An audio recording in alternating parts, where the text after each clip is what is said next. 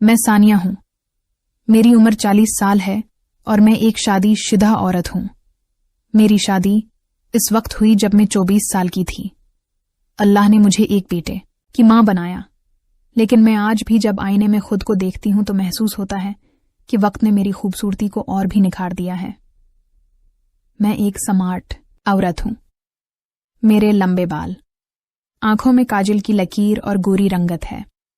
अक्सर मोहल्ले की औरतें कहती हैं कि सानिया, तुम पर तो शादी के बाद भी कोई फर्क नहीं पड़ा, लेकिन अंदर से मेरा दिल जानता था कि फर्क पड़ चुका था। मेरा शौहर इंजीनियर था। इसका तबादला एक दूसरे शहर में हो चुका था। नौकरी अच्छी थी, लेकिन मुसीबत ये थी कि वो हफ्ते में सिर्फ एक दिन घर आते थे, और जब वो आते तो सारा दिन आराम करते, खाने पीने की फरमाइशें करते और फिर वही थकन। मैं तड़पती रहती थी, लेकिन वो मेरे जज्बात समझने से कासिर थे। शुरू में मैंने अपने आप को काबू में रखा, लेकिन फिर वही बात, जब इंसान का दिल खाली रहने लगे तो वो कुछ ना कुछ तलाश कर लेता है। ये गर्मियों का मौसम था। मेरा बेटा दोपहर को दूध पीकर सोया हुआ था और मैं भी टीवी देखते हुए सो गई।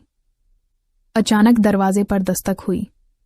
मैंने दरवाजे के पीछे से आवाज दी कि बाहर कौन है। बाहर से मर्दाना आवाज आई, बीबी कालीन खरीदना है। मैंने झांक कर देखा तो एक मजबूत जिस्म वाला पठान दरवाजे पर खड़ा था।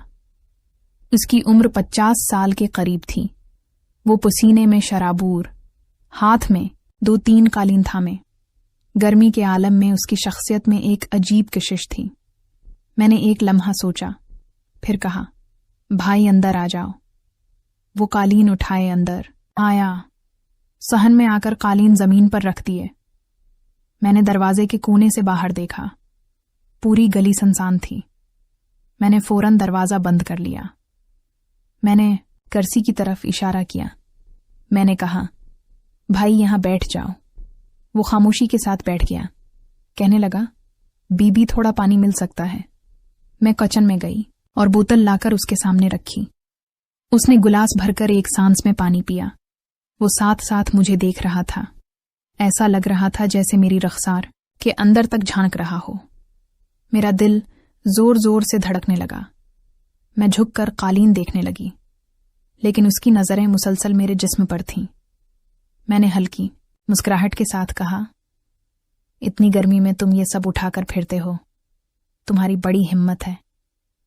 वो थोड़ा सा शर्माया, फिर आहिस्ता से कहने लगा, हिम्मत भी है बीबी, लेकिन कभी कभी इंसान को सिर्फ रोजी के लिए सब कुछ करना पड़ता है। मैंने उसके हाथ को गौर से देखा। सख्त और बहुत मजबूत थे। मुझे यूं लगा जैसे वो हाथ किसी औरत को छू लें तो वो कांप जाएगी। अचानक उसने सवाल किया। कहने लगा, बीबी आप अकेली रहती हैं? उसकी बात सुनकर मेरा गला खशक होने लगा। मैंने कहा, हाँ मैं अक्सर अकेली रहती हूं। मेरी बात सुनकर वो मुस्कुराने लगा। इसकी मुस्कुराहट में अजीब जुर्अत थी। मेरी सांसें तेज हो रही थीं। मुझे लग रहा था कि फजा में कोई अनदेखा खेल शुरू होने वाला था। मैंने जानबूझकर उसके करीब जाकर उसके कालीन को हाथ लगाया। मैंने कहा, ये वाला अच्छा लग रहा है। इसने भी हाथ बढ़ाकर वही कालीन पकड़ा और पहली बार हमारी उंगलियां एक दूसरे को छू रही थीं। मुझे एक झटका लगा। मैंने तेजी से अपना हाथ खींच लिया, लेकिन मेरे दिल के अंदर हलचल बहुत बढ़ चुकी थी। वो मुझसे कहने लगा, बीवी आप मुझसे कुछ कहना चाहती हैं?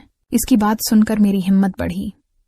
मैंने उसकी आंखों में देखकर कहा, हाँ, वही जो एक औरत चाहती है और एक मर्द चाहता है।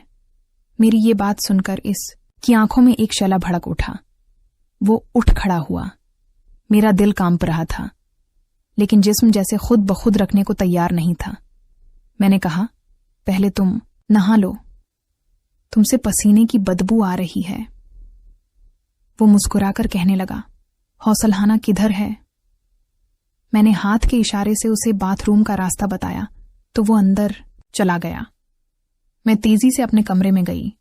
कमरे में स्प्रे किया, पर्दे खींचे और बस्तर के कोने पर बैठ गई। मेरा दिल धड़क रहा था, जैसे अभी सीना फाड़ कर बाहर आएगा।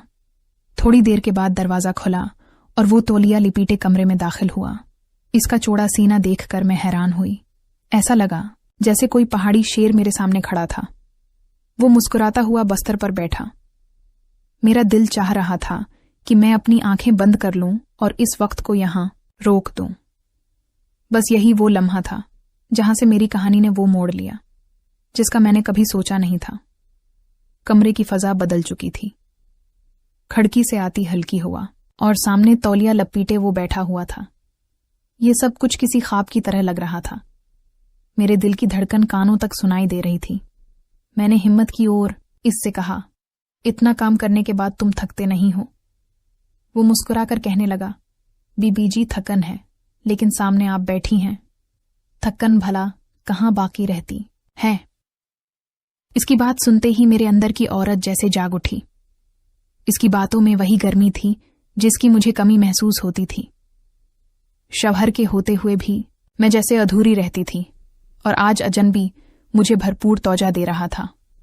वो मेरे करीब आया, इतना करीब कि उसके जिस्म से उठती हुई खुशबू और गर्मी मेरे बदन को छूने लगी। वो कहने लगा, मेरे घर वाले बहुत दूर हैं, यहां तो सिर्फ मैं रोजी के लिए आया हूं।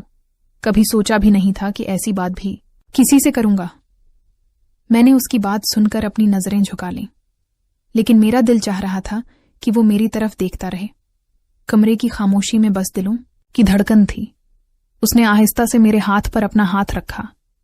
मैं कांप गई, लेकिन पीछे हटने के बजाय मैं खामोश बैठी रही। वो कहने लगा, बीबी जी, इंसानों का नसीब कभी कभी ऐसे मौके देता है जैसे आज दिया है। मैंने आंख उठाकर उसको देखा। इसकी आंखों में ख्वाहिश की शिद्दत थी और मेरी आंखों में बरसों का हल्कापन। दोनों जज्बे एक साथ मिलकर ऐसी लहर पैदा कर रहे थे जिन्हें रोकना मुमकिन नहीं था। मैंने मुस्कुराकर कहा, पहले ये कालीन समेट लो, नहीं तो बच्चा जाग जाएगा तो बहुत मुश्किल होगी। वो हंसकर कहने लगा, आपको फिक्र है बच्चे की और मुझे आपकी फिक्र है। इसके अल्फाज मेरे दिल को छू रहे थे। वो फिर मेरे करीब आया। मैंने महसूस किया कि उसकी करबत मेरे अंदर तूफान जगा रही थी, जिस तूफान को मैं बरसों से दबा रही थी। दिल कह रहा था कि ये लम्हा बस यहां पर रख जाए। वो कहने लगा, अगर आप इजाजत दें तो मैं आपसे एक बात कहूं।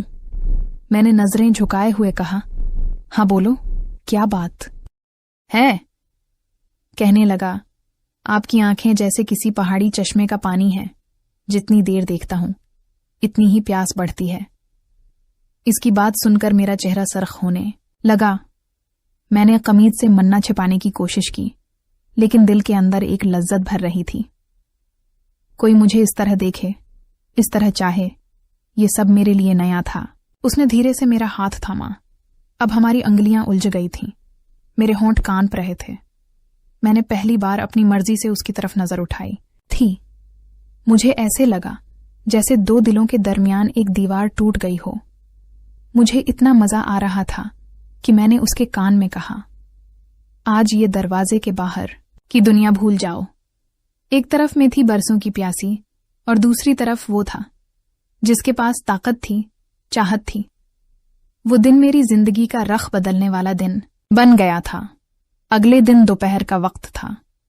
गर्मी बहुत थी और गली बिल्कुल सुनसान थी। मैं दिल ही दिल में सोच रही थी कि न जाने वो आएगा या नहीं। कल का दिन मेरी जिंदगी में तूफान ला चुका था। मैंने कभी सोचा भी नहीं था कि ऐसे अजनबी के साथ मेरा दिल लग जाएगा। दिल में अजीब कशमकश चल रही थी। वो अजनबी मेरी जरूरत बन गया था। मैं अभी यही सोच रही थी कि दरवाजे पर दस्तक हुई। मैंने दरवाजा खोला तो सामने कल वाला मंजर फिर ताजा होने लगा। आज वो मुतमईन लग रहा था। इसके हाथ में कालीन थे, लेकिन आंखों में कुछ और था। वो मुस्कुराता हुआ अंदर आया। मैंने दरवाजा बंद किया। वो मेरे जिस्म को देख रहा था। मेरे दिल को अजीब लज्जत मिल रही थी। वो कहने लगा, बीबी जी, आपका इंतजार था। मैंने हल्की मुस्कुराहट के साथ जवाब दिया, और मुझे तुम्हारा इंतजार था। ये कहते हुए मेरी आवाज कांप रही थी। कमरे में जाते ही उसने कालीन एक तरफ रखे और मेरे करीब आकर बैठ गया। उसकी कुर्बत से फजा में फिर वही कशिश फैल गई।